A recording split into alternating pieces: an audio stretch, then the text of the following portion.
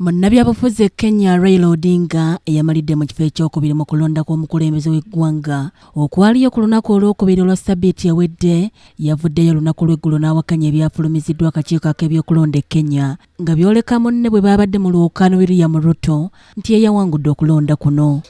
Where they denounced the results. Our view in Azimio is clear.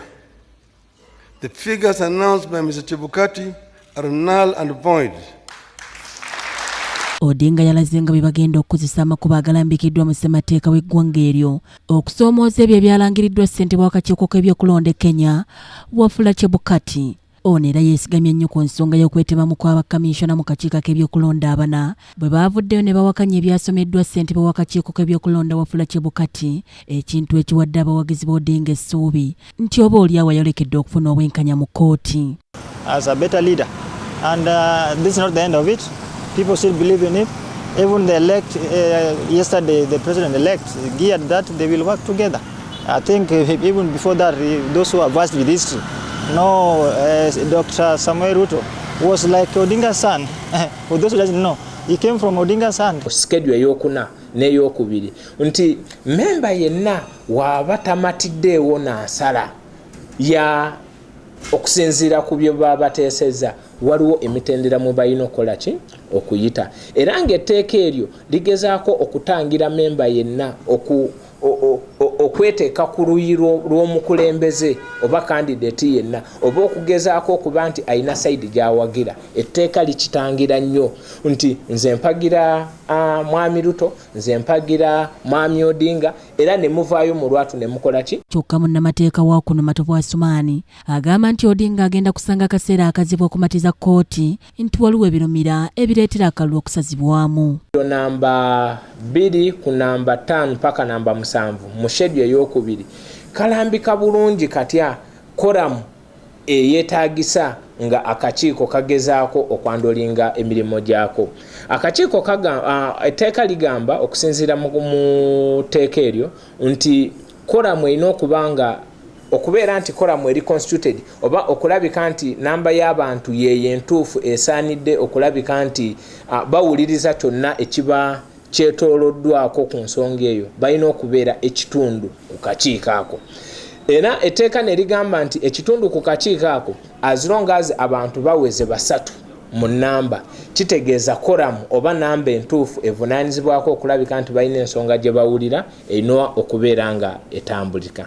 Kati ku mbeera eyaliwo e Kenya ojja kulaba nti tulina bakamishona bana beeyawula, bakamishona abalala 3 ne bakola ki ne basigala. Ono agamba nti amateeka agafuga akakiiko k'ebyokulonda mu kulangirira omuwanguzi ku bwa pulezidenti e Kenya tekagamba nti abantu bonna 7 abatula ku kakiiko k'ebyokulonda balina okusooka okukkaanya ku muwanguzi okumulangirira. Nti oba kimenya mateeka kiri awo nti era kiviireko n'akalulu tugambe nti akalulu kasazibwemu naye kirina image gye kireeta, kirina ekifaananyi kye kyonoona eri akakiiko k'ebyokulonda kuba akakiiko kano makyazi kalina okuba nga keetengeredde naye nga mmwe bammemba mulina okubeera mu layini y'emu.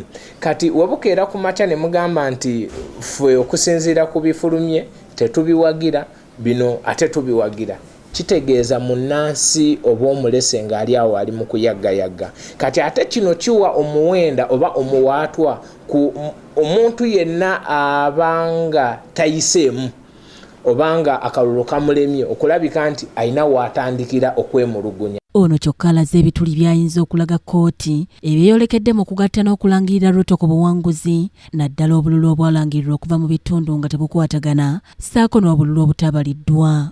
Era bannayuganda batuganga ekisa ne bagamba oba owagira kandidate bwati kyusa olabe channel bweti, genda ku TV bweti, oba owagira kandidate bwati kyusa ogende ku channel bweti. Nsuubirawo waleetawo obuzibu makyazi results zino zonna zaali meant kugenda mu tale sente emu. Results wezigenda mu tale sente emu okusinziira ku bye tuwulira e Kenya balina okugatta foomu emu ku emu nga bagatta obululu. Naye okusinziira ku information gye twawulira, owulira nti bagattako forms ne batuuka ku namba ne batuuka ekiseera ndowooza nga kibakutte tebakyasobola kumalayo ziriki forms endala. Then awo olaba nti weewava obuzibu. Kyova olaba commissioner abamu bagamba okusinziira ku results zaali meant kubeera bwe ziti, ate okusinziira ku bano bagamba zaali meant kubeera bwe zitya.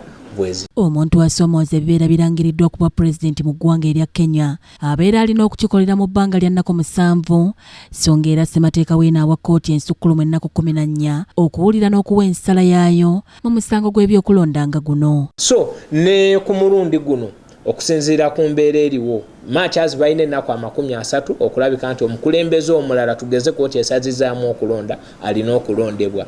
Kkooti eyinza okulabika nti ewabula oba akakiiko ne kawabula okusinziira ku mbeera nga weeba eri mu kutambula mu kiseera ekyo. Naye nga mu nnaku 30 kkooti weeba esazizaamu okulonda okulala kulina okuba nga kugenze mu kiseera kino amaloboozi mangi agongedde okusaba bannansi ab'e Kenya okukuuma emirembe era ng'ebitongole eby'ekibiina ky'amawanga amagatte bingi bifulumiza ebiwandiiko ku nsonga eno, ssaako n'omukago gwa Bulaaya nagwo guvuddeyo ku nsonga y'emu. Omulangira John Moses yakusakidde eggulire lino ku Rocket TV ya Malindirire.